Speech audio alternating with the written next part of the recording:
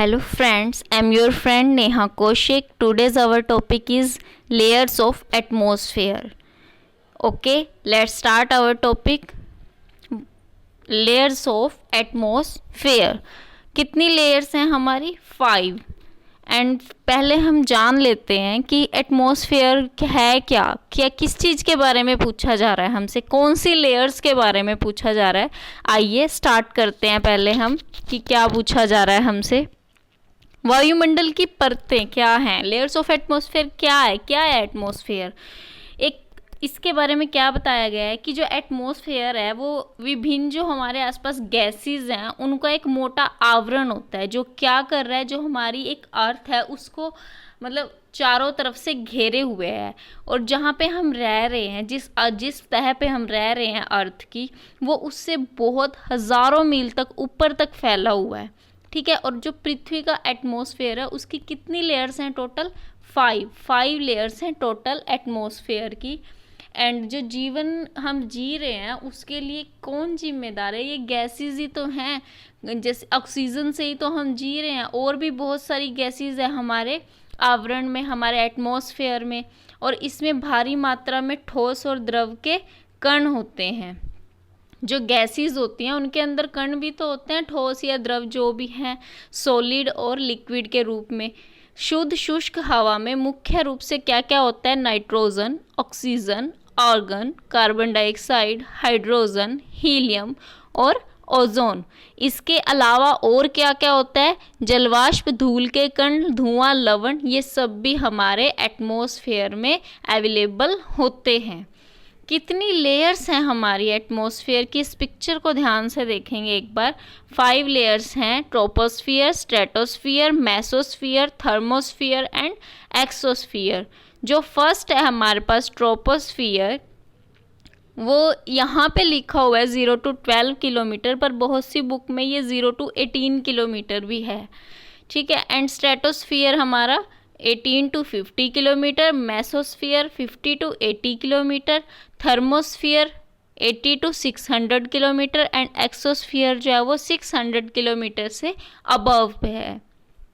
ठीक है। और जो हमारा ये है सेकंड है जो स्ट्रेटोस्फियर, इसमें क्या कहा जाता है कि 12 to 25 तो स्ट्रेटोस्फियर है, लेकिन उसके बाद एक ओजोन सर्कल के रूप में बनाया गया है, वो 25 to 50 है। उसका क्या मतलब है? जो ओजोन है वो आपको भी पता है वो पराबैंगनी किरणों से हमें बचा रही है, वो डायरेक्टली ना आकर ओजोन सर्कल से टकरा जाती हैं जिससे वो उसको अवशोषण कर लेता है। आगे देखेंगे जब हम पढ़ेंगे पूरे टॉपिक को तो ज़्यादा समझ आएगा उसके बारे में आपको।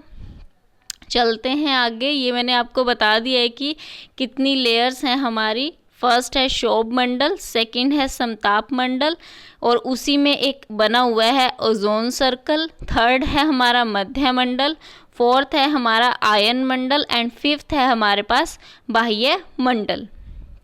यही हमारी 5 लेयर्स हैं। उसके बाद फर्स्ट में क्या होता है ये भी बताएंगे आपको, अलग अलग लेयर्स के बारे में। जो हमारी फर्स्ट है ट्रोपोस्फियर, उसमें होता क्या क्या है?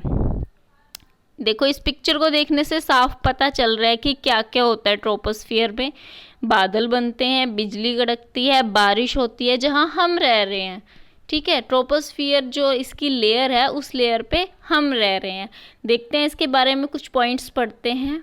वायुमंडल का सबसे निचला स्तर जो भूमध्य रेखा को 18 किलोमीटर और ध्रुवों पर 8 किलोमीटर की ऊंचाई तक पाया जाता है। इसमें क्या होता है कि जैसे ही हम 165 मीटर की ऊंचाई पे जाएंगे तो 1 डिग्री सेल्सियस टेम्परेचर डाउन आ जाता है, इसलिए इसे क्या कहते हैं हम? परिवर्तन मंडल, चेंजेबल लेयर। और क्या है इसमें? ये सजीवों को जन्म देने वाली है। सभी सजीव यही तो हैं, एनिमल्स और हम ह्यूमन बींग्स, और कहीं पे तो जीवन संभव ही नहीं है। तो सजीवों को जन्म देने वाला भी ट्रोपोस्फियर ही है।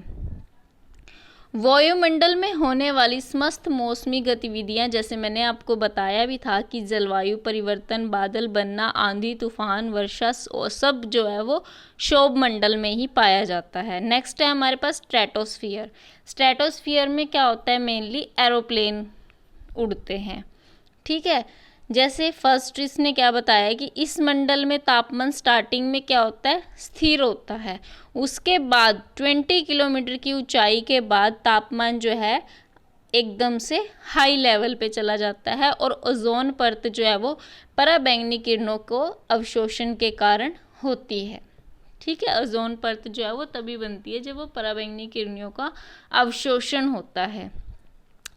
यह मंडल मौसमी गतिविधियों से मुक्त होता है। यहाँ पे कोई बादल नहीं बनते, बिजली नहीं गरजती, कुछ नहीं होता। और इसी मंडल में हमारे एरोप्लेन उड़ान भरते हैं। इसी मंडल में विशेष प्रकार के मेघों का निर्माण होता है जिन्हें हम मुलाब मेघ भी कहते हैं।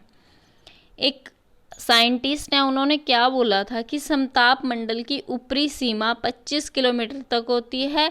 ट्रोपोपास से इस सीमा तक की ऊंचाई के साथ तापमान समान रहता है, अतः परिवर्तन नहीं होता, और अगर होता भी है तो बहुत कम होता है। ये किसने कहा था? क्रीचफील्ड ने। नेक्स्ट है ओजोन सर्कल, जो मैं पढ़ रहे थे हम, वो क्या है, धरातल से 32 से 50 किलोमीटर के बीच में होता है। इसमें ओजोन गैस की एक परत मानी जाती है जो सूर्य से आने वाली पराबैंगनी किरणों का अवशोषण कर लेती है, और इसे क्या कहते हैं, पृथ्वी का सुरक्षा कवच भी कहा जाता है ओजोन लेयर को। और इस मंडल में ऊंचाई के साथ साथ तापमान भी बढ़ता है। और कैसे बढ़ता है? 1 किलोमीटर की ऊंचाई पर जाने से ही 5 डिग्री सेल्सियस की वृद्धि हो जाती है। देखो, चरम कैंसर का कार्य करती है तापमान में तीव्र वृद्धि, उसी से तो बचा रही है हमें जो हमारी ओजोन लेयर है। और इसीलिए उसको और क्या कहा जाता है? पृथ्वी का सुरक्षा कवच, रक्षा आवरण, पृथ्वी की छतरी और जीवन रक्षक परत कहा जाता है ओजोन लेयर को। ओजोन परत को नष्ट करने वाली गैस क्लोरोफ्लोरोकार्बन है, जो किससे निकलती है? एयर कंडीशनर और रेफ्रिजरेटर से। देखो, सबको पता है कि एयर कंडीशनर जो एसी हैं और रेफ्रिजरेटर है वो हमारे लिए ठीक नहीं है, लेकिन फिर भी यूज़ कर रहे हैं लोग, अपनी सुविधा देख रहे हैं सिर्फ अभी फ़िलहाल। नेक्स्ट है हमारे पास मध्य मंडल, जिसमें सिर्फ उल्का पिंड बनते हैं और इसमें ज़्यादा कुछ नहीं है। ठीक है, 50 to 80 किलोमीटर होता है ये, और यहाँ पे जो तापमान इतना गिर जाता है कि 100 डिग्री सेल्सियस तक पहुँच जाता है गिर के, और इसको मेसोपोस भी कहते हैं। कभी कभी गर्मियों में ध्रुव के ऊपर कुछ बादल दिखते हैं जिनको क्या कहा जाता है? नोक्टिलुसेंट बादल कहते हैं इनको। फोर्थ है हमारे पास लोनोस्फियर, उसमें सैटेलाइट्स होती हैं। ठीक है, और जो यहाँ पे तापमान जो है वो 1000 डिग्री सेल्सियस तक बढ़ जाता है। ठीक है, और उसी वजह से क्या होता है कि उल्का पिंड यहाँ पे जलकर नष्ट हो जाते हैं, उससे ऊपर उल्का पिंड नहीं जा पाते। ठीक है, लोनोस्फियर में होता क्या क्या देखते हैं। इस मंडल में विद्युत आवेशित कणों की अधिकता होती है। टेम्परेचर जो है वो 1000 तक चला जाता है। रेडियो तरंगे होती है। संचार उपग्रह सैटेलाइट जिसकी बात हो रही थी इसी में होते हैं। उल्कापिंड जलकर नाश हो जाता है और ब्रह्मांड किरणों का परिलक्षण होता है। यदि आयन मंडल की स्थिति ना होती तो रेडियो तरंगे भूतल पर ना आकर आकाश में ही असीमित ऊंचाई तक चली जाती। नेक्स्ट है हमारे पास बाह्य मंडल। इसमें हाइड्रोजन और हीलियम गैस की अधिकता पाई जाती है, ज़्यादा कुछ नहीं है इसमें, पढ़ लेते हैं एक बार इसको भी। सबसे ऊपरी भाग है, ठीक है, वायुमंडल का सबसे ऊपरी भाग है ये। और आयन मंडल के बाद वायुमंडल बहुत ही विरल हो जाता है और 1000 किलोमीटर की ऊंचाई के बाद अंतरिक्ष में ही विलीन हो जाता है और इसमें हाइड्रोजन व हीलियम गैस की प्रधानता होती है। कुछ क्वेश्चंस हैं इससे रिलेटेड, एक बार नज़र डाल लेते हैं, देख समझ आ जाएगा हमें कि हम कितना पढ़ चुके हैं, कितना हमें आ गया उसके बारे में। फर्स्ट क्वेश्चन है कि कितनी लेयर्स हैं, वो हमने स्टार्टिंग में ही पढ़ लिया था कि 5 लेयर्स हैं। सेकेंड है कितनी ऊंचाई पर जाने से तापमान 1 डिग्री सेल्सियस कम हो जाता है, 165 मीटर। ये हमने फर्स्ट में ही पढ़ लिया था ट्रोपोस्फियर शोभ मंडल में कि 165 किलोमीटर की ऊंचाई पर जाने से तापमान 1 डिग्री सेल्सियस कम हो जाता है। वायुमंडल में कौन सी गैस सबसे ज़्यादा पाई जाती है? नाइट्रोजन। सबसे निचली परत है शोभ मंडल।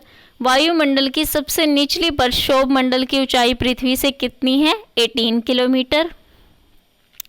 मध्यमंडल की मोटाई कितनी होती है? 80 kilometre, 50 to 80 18 to 50 and 50 to 80 kilometre. कौन सी परत सूर्य से आने वाली पराबैंगनी किरणों से बचाती है? समताप मंडल। एंड उसके बाद है वायुमंडल की कौन सी परत रेडियो तरंगों को परिवर्तित करती है? आयन मंडल। और किस परत में हवाई जहाज उड़ते हैं? समताप मंडल में। और वायुमंडल की सबसे ऊपरी परत कौन सी है? बाह्य मंडल, सबसे लास्ट और ऊपरी परत। इस वीडियो में इतना ही, और वीडियो लेके आएंगे जनरल नॉलेज की। तब तक के लिए आप चैनल को सब्सक्राइब करते रहिए, शेयर करते रहिए, ताकि ज़्यादा से ज़्यादा लोग हमारे साथ जुड़ सके। और लाइक कीजिए, शेयर कीजिए, ज़्यादा से ज़्यादा सब्सक्राइब कीजिए। Thank you.